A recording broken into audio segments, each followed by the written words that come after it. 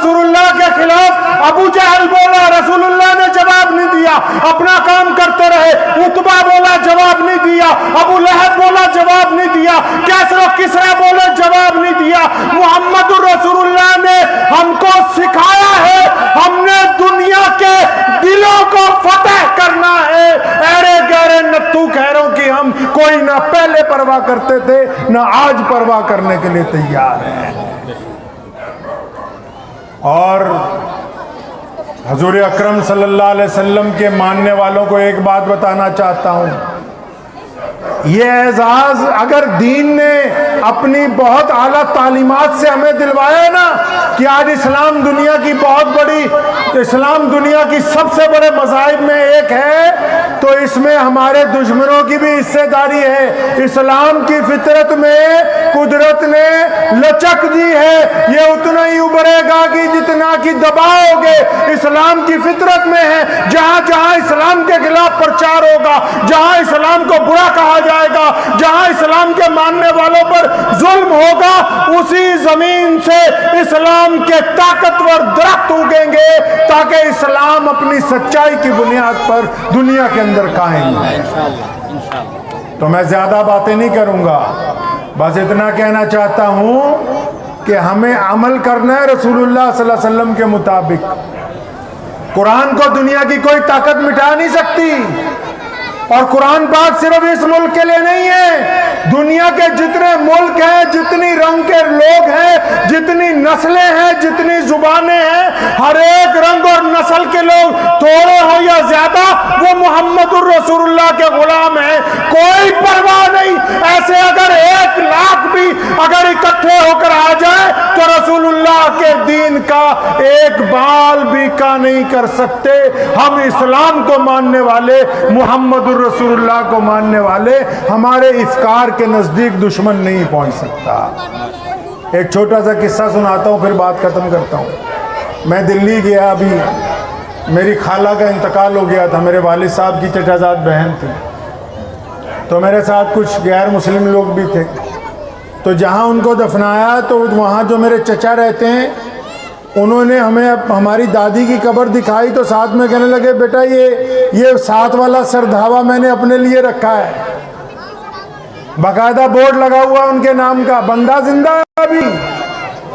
मैं उनको बताना चाहता हूं जो इस्लाम के खिलाफ सोचते हैं, मोहम्मदुर रसूलुल्लाह के दीवाने वो हैं जो अपनी जिंदगी में अपनी कब्र की जगह मुंतखब करते हैं। और कहा था किसी ने कि फना फिल्लाह की मजहर में बका का राज मुज़मिर है, जिन्हें मरना नहीं आता उन्हें जीना नहीं आता।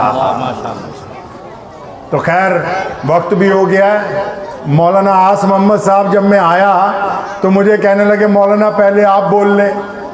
तो मुझे महमूद प्रधान जी ने बताया कि मौलवी साहब बुलाए भी, मायापुरी वालों को ज़रा झाड़ के हल्का करेंगे थोड़ा। तो मैंने मौलाना को कहा, मैंने कहा अगर मुझे पहले बुलवाओगे, यहाँ से खिसका दोगे तो आधी असामियाँ निकल लेंगी। तो मैं कहा मुझे भाई बिठा के रखो आप। तो अल्लाह इनको बहुत जज़ाए खैर अता फरमाए। दीन के लिए मांगना कोई आसान काम नहीं है, ये बहुत बड़ी बात है। मोहम्मदुर रसूलुल्लाह ने चंदा मांगा। और मौलाना आप लुधियाना में आए हैं, घरचे इन मुसलमानों का पीछे से ताल्लुक कहीं हो, आज इस शहर के मुसलमान नौजवान हो, बड़े हो, बच्चे हो, बूढ़े हो, मेरी माएँ हो, बहनें हो, आप तो अभी एक दफा दिल लगी कर रहे थे, आप जब भी आवाज मारेंगे हम अपनी धन दौलत के साथ अपनी जाने कुरान के लिए कुर्बान कर देंगे, पीछे हटने वाले। मौलाना आसिम मोहम्मद जैसा एक मौलवी तकरीर कर रहा था। अब वो तकरीर करते करते उसने, हम जैसे भोले मुसलमान बैठे हुए थे, कहने लगा अल्लाह ने रिज़्क़ का वादा किया है, कुछ करो ना करो रोटी मिलेगी। अब कोई हम जैसा था, कम पढ़ा लिखा, घर गया, अम्मा को कहने लगा भाई आज से खेत नहीं जाने का, मैं आज से जंगल नहीं जाता। मौलाना आसिम मोहम्मद ने कह दिया कि भाई जो अल्लाह ने रोजी का वादा कर रखा, आज से कुछ काम नहीं होगा। माँ ने बड़ी उसको समझाया कि तू मौलवी साहब का मसला जो है उन्होंने कह तो दिया, लेकिन बेटा काम करेंगे तो कमाएंगे तो खाएंगे। कहता काम तो दूर की बात, मैं तो लुकमा भी उठा के मुंह में नहीं डालने का। अल्लाह ताला का वादा है कि जो रिज़्क़ है मिलना ही मिलना है। अब माँ ने बड़ी मिन्नत की, बेटा कौरमा बनाया, बिरयानी बनाई, खा ले। कहता ना मैं तो नहीं खाता।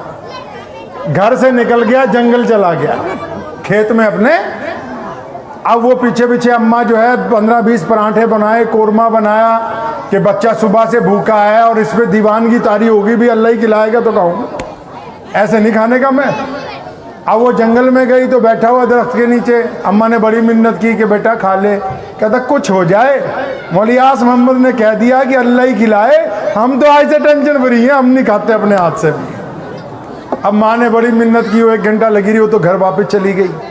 अब ये वहाँ लेट गया, खुशबू भी आ रही खाने की, अब परेशान है क्या करे, लेकिन फिर भी यकीन पक्का है कि अल्लाह ताला खिलाएंगे तो मैं खाऊंगा, नहीं तो खाता नहीं। इतनी देर में जंगल में 20-25 डाकू गुजरे जो लोगों की गाय भैंस खोल ले।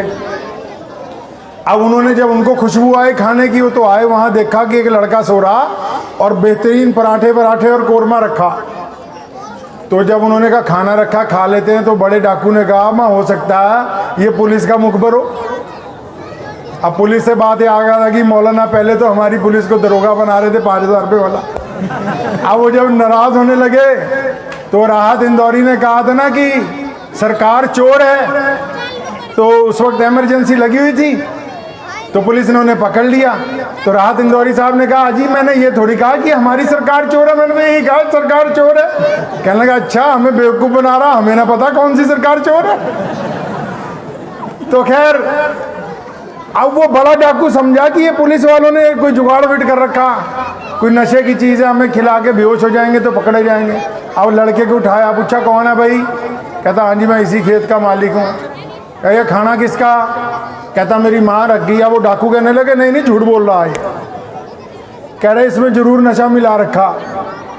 अब वो कह रहा जी नहीं मेरी माँ रख गई। कहते ना नशा मिला हुआ इसमें। कहता नहीं जी अम्मा रख गया। और डाकुओं को, बड़े डाकू ने कहा कहता इसको उल्टा लटकाओ, बजाओ छतरोल अच्छी तरह इसके।